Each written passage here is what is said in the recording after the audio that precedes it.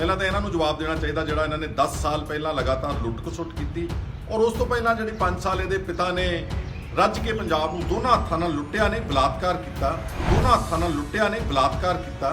ਅਪਮਾਨਜਨਕ ਸ਼ਬਦਾਵਲੀ ਜਿਹੜੀ ਬੋਲੀ ਆ ਉਹਦੇ ਬਾਰੇ ਤੁਹਾਡੇ ਨਾਲ ਵਿਚਾਰ ਸਾਂਝੇ ਕਰਨਾ ਚਾਹਣਾ। ਮੈਨੂੰ ਇਹ ਇੱਥੇ ਸਟੇਜ ਤੋਂ ਪਬਲਿਕ ਦੀ ਹਾਜ਼ਰੀ 'ਚ ਕਹਿ ਕੇ ਗਿਆ ਕਿ ਇੱਥੇ ਇੱਕ ਚੋਰ ਫਿਰਦਾ ਖੇਰਾ। ਜਦੋਂ ਬੰਦਾ ਆਪ ਚੋਰ ਹੁੰਦਾ ਨਾ, ਝੂਠਾ, ਬੇਈਮਾਨ, ਉਦੋਂ ਬਾਕੀ ਸਾਰੀ ਦੁਨੀਆ ਵੀ ਚੋਰ ਨਜ਼ਰ ਆਉਂਦੀ ਹੈ। ਤੁਹਾਡੀ ਦੇਸ਼ਾਂ ਵਿਦੇਸ਼ਾਂ ਵਿੱਚ ਪ੍ਰਾਪਰਟੀ ਆ, ਤੁਹਾਡਾ ਜਿਹੜਾ 9 ਸੈਕਟਰ ਚੰਡੀਗੜ੍ਹ ਹੈ ਉੱਥੇ ਫਾਰਮ ਹਾਊਸ ਆ, ਨਾਰਮਲ ਲੋਕਾਂ ਦੀ ਕੋਠੀਆਂ ਹੁੰਦੀਆਂ ਨੇ, ਤੁਹਾਡਾ 1.5 ਕਿੱਲੇ ਦਾ ਫਾਰਮ ਹਾਊਸ ਆ। ਸਾਰੀ ਦੁਨੀਆ ਤੁਹਾਡੇ ਕਰਪਟ ਮੈਥਡੋਲੋਜੀ ਨੂੰ ਜਾਣਦੀ ਆ। ਧਰਮ ਦੇ ਨਾਲ ਤੁਸੀਂ ਬੇਈਮਾਨੀ ਕੀਤੀ ਆ। ਅਖੌਤੀ ਅਕਾਲੀ ਦਲ ਦਾ ਪ੍ਰਧਾਨ ਬਣ ਕੇ ਜੋ ਤੁਸੀਂ ਖਿਲਵਾੜ ਕੀਤਾ ਨਾ ਅਕਾਲ ਤਖਤ ਸਾਹਿਬ ਦੇ ਨਾਲ, SGPC ਦੇ ਨਾਲ, ਉਹ ਤੁਹਾਨੂੰ ਸਾਰੀ ਜ਼ਿੰਦਗੀ ਕਦੀ ਉਸ ਵਾਹਿਗੁਰੂ ਤੋਂ ਮਾਫੀ ਨਹੀਂ ਮਿਲਣੀ, ਉਸ ਵਾਹਿਗੁਰੂ ਤੋਂ ਮਾਫੀ ਨਹੀਂ ਮਿਲਣੀ। ਤੁਸੀਂ ਹਥਿਆਰੇ ਹੋ। ਇੱਕ ਆਦਮੀ ਤੇ ਇਲਜ਼ਾਮ ਲਾਉਣਾ ਕਿ ਚੋਰ ਕਹਿਣਾ ਉਹ ਗੱਲ ਅਲੱਗ ਆ। ਇੱਕ ਹੈਗਾ ਕਿ ਤੁਹਾਡੇ ਆਪਣੇ ਹੱਥ ਸਾਰੇ ਖੂਨ ਨਾਲ ਰੰਗੇ ਹੋਏ ਨੇ ਮੇਰੇ ਵੀਰੋ, ਇਹਨਾਂ ਦੇ ਇਹ ਸੁਖਬੀਰ ਬਾਦਲ ਵਗੈਰਾ ਦੇ। ਔਰ ਦੋਸਤੋ, ਅੱਜ ਮੈਂ ਤੁਹਾਡੇ ਨਾਲ ਵਿਚਾਰ ਸਾਂਝੇ ਕਰਨੇ ਨੇ। ਜਿਹੜਾ ਕੱਲ ਸੁਖਬੀਰ ਸਿੰਘ ਬਾਦਲ ਭੁਲੱਥ ਵਿਖੇ ਉਹਨਾਂ ਨੇ ਇੱਕ ਰੈਲੀ ਜੀ ਕਰਦੇ ਫਿਰਦੇ ਨੇ ਸਾਰੇ ਪੰਜਾਬ 'ਚ, ਜਵਾਬ ਮੰਗਦਾ ਹੈ ਪੰਜਾਬ। ਪਹਿਲਾਂ ਤਾਂ ਇਹਨਾਂ ਨੂੰ ਜਵਾਬ ਦੇਣਾ ਚਾਹੀਦਾ ਜਿਹੜਾ ਇਹਨਾਂ ਨੇ 10 ਸਾਲ ਪਹਿਲਾਂ ਲਗਾਤਾਰ ਲੁੱਟ-ਖਸੁੱਟ ਕੀਤੀ ਔਰ ਉਸ ਤੋਂ ਪਹਿਲਾਂ ਜਿਹੜੀ 5 ਸਾਲ ਇਹਦੇ ਪਿਤਾ ਨੇ ਰੱਜ ਕੇ ਪੰਜਾਬ ਨੂੰ ਦੋਨਾਂ ਹੱਥਾਂ ਨਾਲ ਲੁੱਟਿਆ ਨੇ, ਬਲਾਤਕਾਰ ਕੀਤਾ। ਉਹ ਮੈਂ ਤੁਹਾਡੇ ਨਾਲ ਚਰਚਾ ਬਾਅਦ 'ਚ ਕਰਦਾ, ਪਰ ਜਿਹੜਾ ਇਸ ਨੇ ਮੇਰੇ ਮੁਤਲਕ ਅਪਸ਼ਬਦ ਬੋਲੇ, ਅਪਮਾਨਜਨਕ ਸ਼ਬਦਾਵਲੀ ਜਿਹੜੀ ਬੋਲੀ ਆ, ਉਹਦੇ ਬਾਰੇ ਤੁਹਾਡੇ ਨਾਲ ਵਿਚਾਰ ਸਾਂਝੇ ਕਰਨਾ ਚਾਹਣਾ। ਮੈਨੂੰ ਇਹ ਇੱਥੇ ਸਟੇਜ ਤੋਂ ਪਬਲਿਕ ਦੀ ਹਾਜ਼ਰੀ 'ਚ ਕਹਿ ਕੇ ਗਿਆ ਕਿ ਇੱਥੇ ਇੱਕ ਚੋਰ ਫਿਰਦਾ ਖੇਰਾ। ਦੋਸਤੋ, ਮੈਂ ਪਹਿਲੀ ਗੱਲ ਤਾਂ ਇਹ ਸੁਖਬੀਰ ਨੂੰ ਕਹਿਣਾ ਚਾਹੁੰਦਾ ਵਾਂ ਕਿ ਜਦੋਂ ਬੰਦਾ ਆਪ ਚੋਰ ਹੁੰਦਾ ਨਾ, ਝੂਠਾ, ਬੇਈਮਾਨ, ਉਦੋਂ ਬਾਕੀ ਸਾਰੀ ਦੁਨੀਆ ਵੀ ਚੋਰ ਨਜ਼ਰ ਆਉਂਦੀ ਆ। ਜੇ ਮੈਂ ਪਹਿਲਾਂ ਸੁਖਬੀਰ ਨੂੰ ਪੁੱਛਾਂ ਕਿ ਤੁਸੀਂ ਕਿਸੇ ਤੇ ਉਂਗਲ ਚੱਕਣ ਤੋਂ ਪਹਿਲਾਂ ਕੀ ਤੁਸੀਂ ਦੱਸ ਸਕਦੇ ਹੋ ਕਿ ਤੁਸੀਂ ਪਿਛਲੇ ਕਈ ਦਹਾਕਿਆਂ ਤੋਂ ਆ ਜਿਹੜੇ ਤੁਸੀਂ 7 ਸਿਤਾਰੇ ਹੋਟਲ ਬਣਾਏ ਨੇ ਵੱਡੇ ਵੱਡੇ, ਸੈਂਕੜੇ ਕਰੋੜਾਂ ਰੁਪਏ ਦੇ, ਆ ਜਿਹੜੀਆਂ ਬੱਸਾਂ ਦੀਆਂ ਵੱਡੀਆਂ ਵੱਡੀਆਂ ਸੈਂਕੜੇ ਬੱਸਾਂ ਦੀ ਕੰਪਨੀਆਂ ਬਣਾਈਆਂ ਨੇ, ਤੁਹਾਡੇ ਸਾਰੇ ਸੂਬਿਆਂ ਵਿੱਚ ਫਾਰਮ ਹਾਊਸ ਨੇ, ਕਿਤੇ ਹਰਿਆਣੇ 'ਚ, ਰਾਜਸਥਾਨ ਤੇ ਪੰਜਾਬ 'ਚ, ਤੁਹਾਡੀ ਦੇਸ਼ਾਂ ਵਿਦੇਸ਼ਾਂ ਵਿੱਚ ਪ੍ਰਾਪਰਟੀ ਆ, ਤੁਹਾਡਾ ਜਿਹੜਾ 9 ਸੈਕਟਰ ਚੰਡੀਗੜ੍ਹ ਹੈ ਉੱਥੇ ਫਾਰਮ ਹਾਊਸ ਆ, ਨਾਰਮਲ ਲੋਕਾਂ ਦੀ ਕੋਠੀਆਂ ਹੁੰਦੀਆਂ ਨੇ, ਤੁਹਾਡਾ 1.5 ਕਿੱਲੇ ਦਾ ਫਾਰਮ ਹਾਊਸ ਆ। ਸਾਰੀ ਦੁਨੀਆ ਤੁਹਾਡੇ ਕਰਪਟ ਮੈਥਡੋਲੋਜੀ ਨੂੰ ਜਾਣਦੀ ਆ। ਇੱਥੇ ਬਸ ਨਹੀਂ, ਕਰਪਸ਼ਨ ਕਰਨਾ ਇੱਕ ਅਲੱਗ ਗੱਲ ਹੈ, ਪਰ ਜੋ ਤੁਸੀਂ ਆਪਣੇ ਧਰਮ ਦੇ ਨਾਲ ਤੁਸੀਂ ਬੇਈਮਾਨੀ ਕੀਤੀ ਆ, ਅਖੌਤੀ ਅਕਾਲੀ ਦਲ ਦਾ ਪ੍ਰਧਾਨ ਬਣ ਕੇ ਜੋ ਤੁਸੀਂ ਖਿਲਵਾੜ ਕੀਤਾ ਨਾ ਅਕਾਲ ਤਖਤ ਸਾਹਿਬ ਦੇ ਨਾਲ, SGPC ਦੇ ਨਾਲ, ਉਹ ਤੁਹਾਨੂੰ ਸਾਰੀ ਜ਼ਿੰਦਗੀ ਕਦੀ ਉਸ ਵਾਹਿਗੁਰੂ ਤੋਂ ਮਾਫੀ ਨਹੀਂ ਮਿਲਣੀ।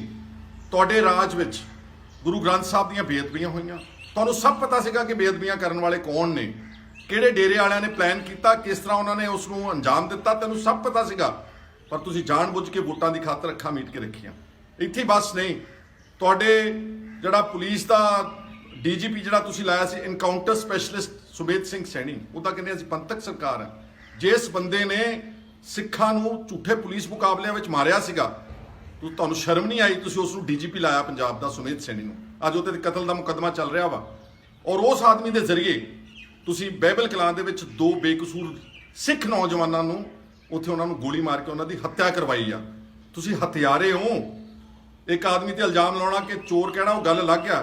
ਇੱਕ ਹੈਗਾ ਕਿ ਤੁਹਾਡੇ ਆਪਣੇ ਹੱਥ ਸਾਰੇ ਖੂਨ ਨਾਲ ਰੰਗੇ ਹੋਏ ਨੇ ਮੇਰੇ ਵੀਰੋ, ਇਹਨਾਂ ਦੇ ਇਹ ਸੁਖਬੀਰ ਬਾਦਲ ਵਗੈਰਾ ਦੇ। ਔਰ ਜਿਹੜਾ ਮੈਂ ਕਹਿਣਾ ਚਾਹੁੰਦਾ ਕਿ ਡੇਰਾ ਸੱਚਾ ਸੌਦਾ ਦੇ ਮੁਖੀ ਨੂੰ ਤੁਸੀਂ ਅਕਾਲ ਤਖਤ ਸਾਹਿਬ ਵਰਗੀ ਇੱਕ ਮਹਾਨ ਸੰਸਥਾ ਦਾ ਦੁਰਉਪਯੋਗ ਕਰਕੇ ਉਹਨੂੰ ਮਾਫੀਨਾਮਾ ਦਵਾਇਆ, ਫਿਰ ਕਾਇਰਾਂ ਦੀ ਤਰ੍ਹਾਂ ਡਰ ਕੇ ਉਹ ਮਾਫੀਨਾਮਾ ਵਾਪਸ ਲਿਆ।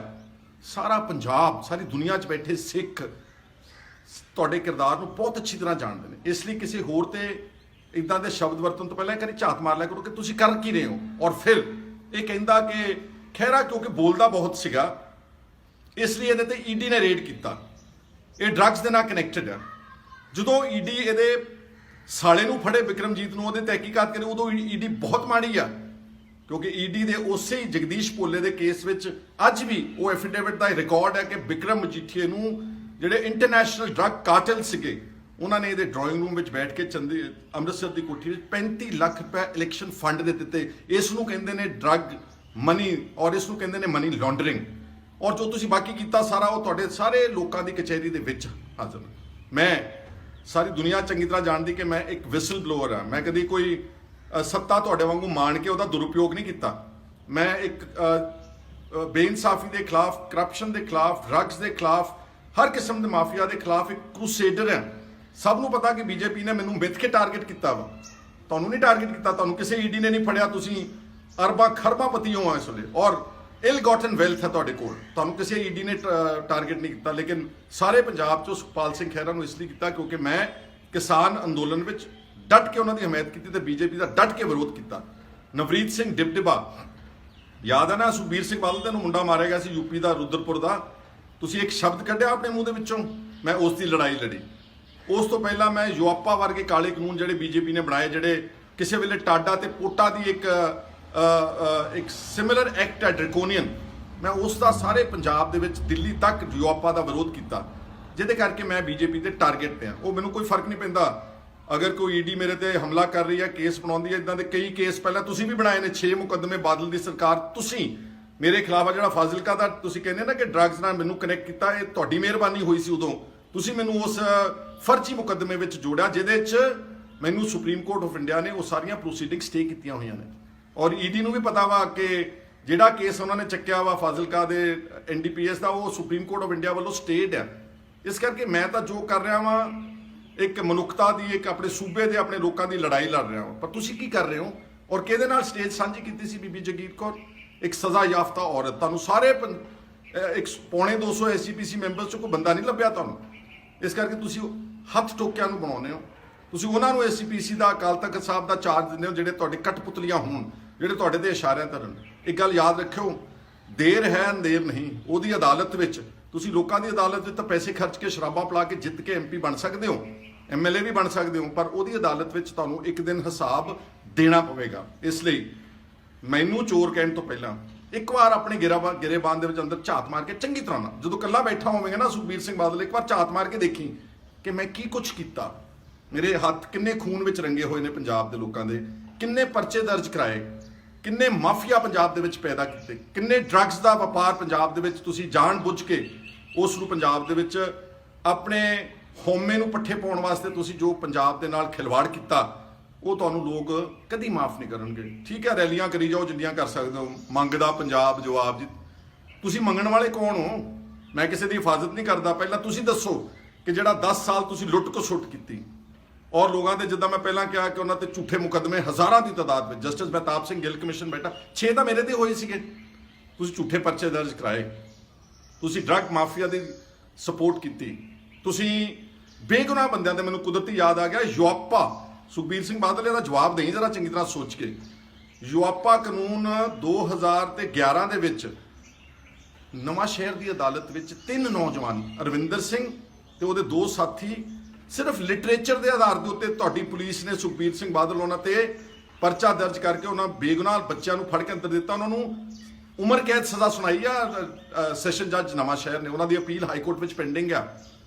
ਕਿਸੇ ਬੇਗੁਨਾਹ ਨੂੰ ਸਿਰਫ ਲਿਟਰੇਚਰ, ਕਿਤਾਬਾਂ, ਔਰ ਕਿਤਾਬਾਂ ਵੀ ਕਹਿੰਦੀਆਂ ਸੀ ਭਾਈ ਰਣਧੀਰ ਸਿੰਘ ਜਿਹੜੇ ਫਰੀडम ਫਾਈਟਰ ਸੀਗੇ, ਜਿਹੜੀਆਂ ਉਹਨਾਂ ਨੇ ਉਸ ਵੇਲੇ ਜੇਲ੍ਹ 'ਚੋਂ ਚਿੱਠੀਆਂ ਲਿਖੀਆਂ, ਉਹ ਤੁਹਾਡੀ ਕਮਲੀ ਪੁਲਿਸ ਨੇ ਉਹਨਾਂ ਨੂੰ ਆਧਾਰ ਬਣਾ ਕੇ ਉਹਨਾਂ ਤੇ UAPA ਦਾ ਐਕਟ ਲਾ ਕੇ ਉਹਨਾਂ ਨੂੰ ਬੇਗੁਨਾਹ ਬੱਚਿਆਂ ਨੂੰ ਅੰਦਰ ਤੱਕ ਦਿੱਤਾ। ਅੱਜ ਉਹ ਉਮਰ ਕੈਦ ਕੱਟ ਰਹੇ ਨੇ ਸੁਖਬੀਰ ਬਾਦਲ ਤੇਰੀ ਬਦੌਲਤ।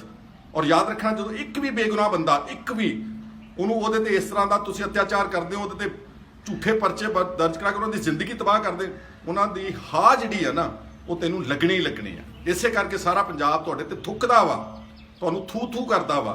ਔਰ ਯਾਦ ਰੱਖਣਾ ਕਿ 2022 ਚ ਰੈਲੀਆਂ ਜਿੰਨੀਆਂ ਮਰਜ਼ੀ ਕਰ ਲਓ, ਫਰਜ਼ੀ ਤੁਸੀਂ ਬੰਦੇ ਬੱਸਾਂ 'ਚ ਢੋ ਸਕਦੇ ਹੋ।